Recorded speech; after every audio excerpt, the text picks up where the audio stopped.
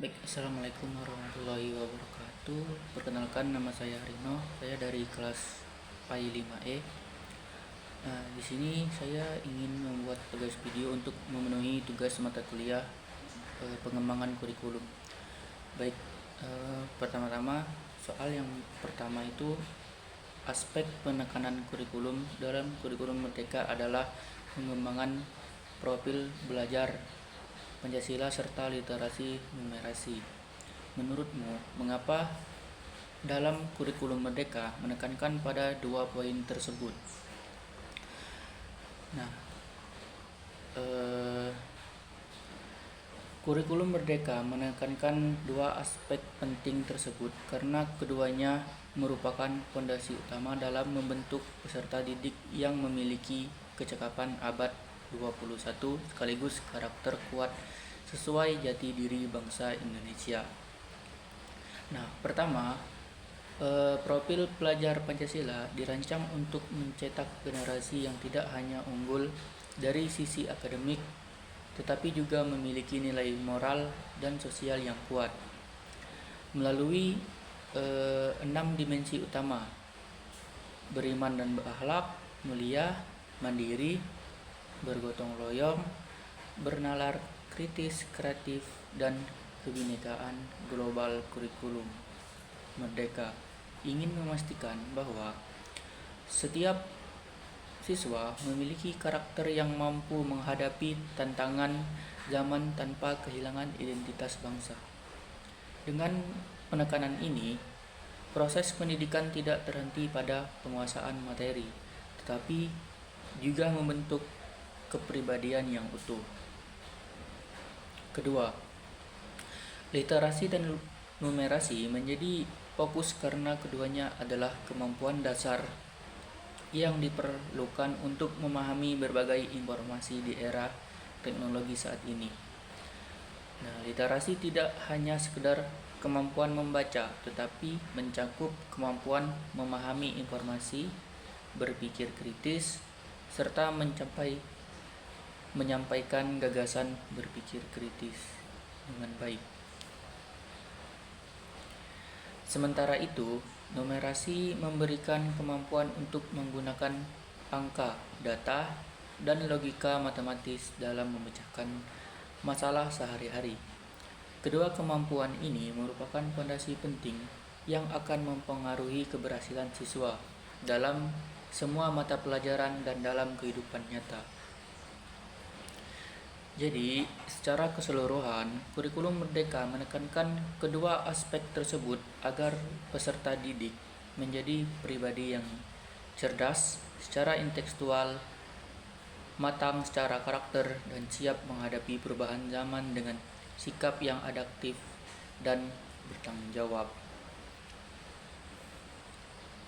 Nah, untuk soal yang kedua, salah satu metode yang sering digunakan guru dalam kurikulum Merdeka adalah pembelajaran berbasis proyek. Banyak tema yang dapat digunakan untuk pembelajaran berbasis proyek. Berikut 7 kategori tema proyek yang umum dibahas.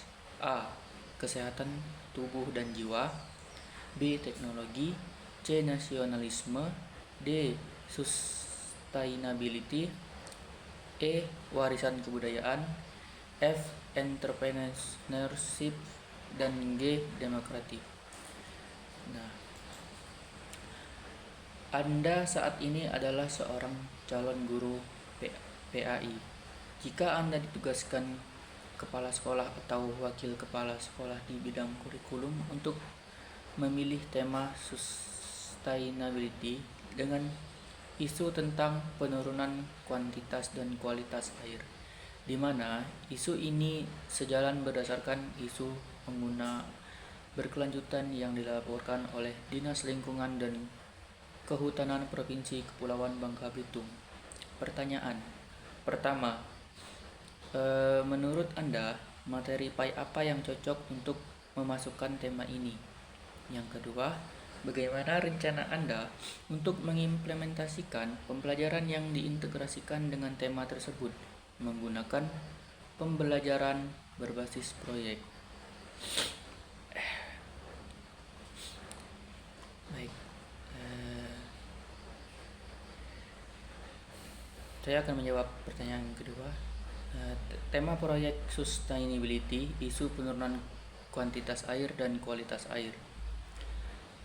Saya sebagai calon guru PAI diminta untuk mengintegrasikan materi PAI ke dalam tema ini melalui pembelajaran berbasis proyek. Yang pertama, materi PAI yang cocok untuk tema ini adalah tema sustainability dengan isu penurunan kuantitas dan kualitas air. Sangat relevan dihubungkan dengan beberapa materi pendidikan agama Islam. Materi-materi tersebut antara lain, yang pertama, akhlak terhadap lingkungan atau hifzul biyah. Dalam Islam, menjaga kelestarian lingkungan merupakan bagian dari amanah Allah kepada manusia sebagai khalifah di bumi.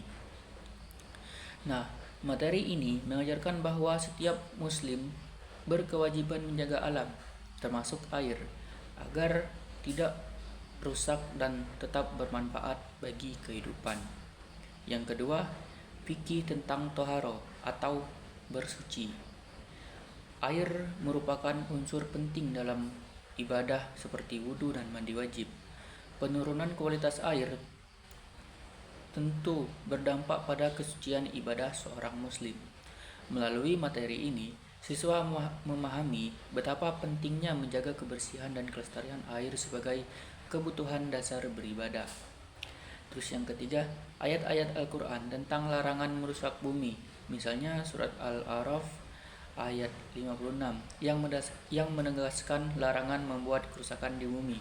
Ayat ini dapat menjadi dasar teologis bahwa merusak air termasuk bentuk perbuatan yang dilarang. Yang keempat, nilai amanah dan tanggung jawab. Dalam Islam, perilaku menjaga lingkungan termasuk air adalah wujud dari amanah Allah.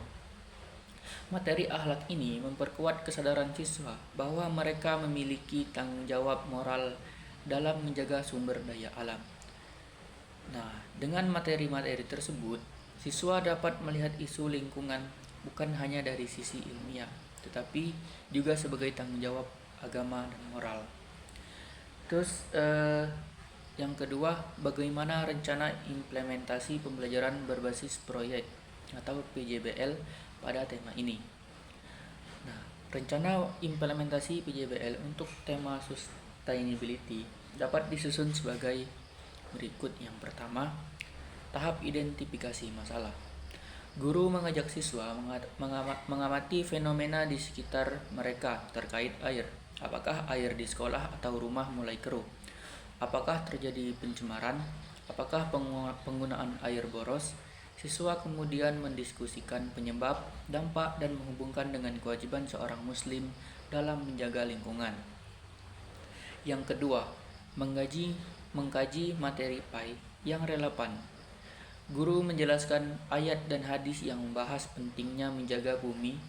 Materi tentang toharo juga dikaitkan dengan pentingnya air bersih dalam ibadah.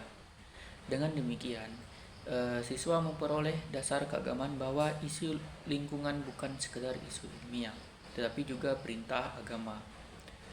Yang ketiga, perencanaan project planning. Siswa dibagi dalam beberapa kelompok dan diminta untuk menentukan jenis proyek yang ingin dibuat. Contoh proyek, kampanye digital bertema Air adalah amanah Allah. Pembuatan poster edukatif tentang hemat air menurut ajaran Islam. Proyek sosial, gerakan hemat air di sekolah. Video edukasi tentang pencemaran air dan kaitannya dengan fikih toharo. Pembuatan alat sederhana penghemat air di area wudhu. Guru membantu memberikan arahan namun siswa diberi kebebasan berkreasi. Terus yang keempat, pelaksanaan proyek. Setiap kelompok mencari data, melakukan observasi, mengambil foto atau video kondisi nyata, serta mengumpulkan ayat atau hadis pendukung. Siswa kemudian mulai merancang karya mereka seperti poster, video, atau kampanye sekolah. Tahap ini melatih kerjasama, kreativitas, dan kemampuan memecahkan masalah. Terus yang kelima, penyajian hasil atau presentasi. Setiap kelompok mempresentasikan hasil proyek mereka di depan kelas atau dipajang di lingkungan sekolah. Presentasi dapat dilakukan dalam yang pertama pemutaran video, yang kedua penjelasan direktori poster, yang ketiga demonstrasi alat penghemat air, yang keempat kampanye di depan siswa lain. Guru menilai kreativitas, kedalaman materi IPA yang digunakan, serta solusi yang ditawarkan. Yang keenam, refleksi dan penilaian.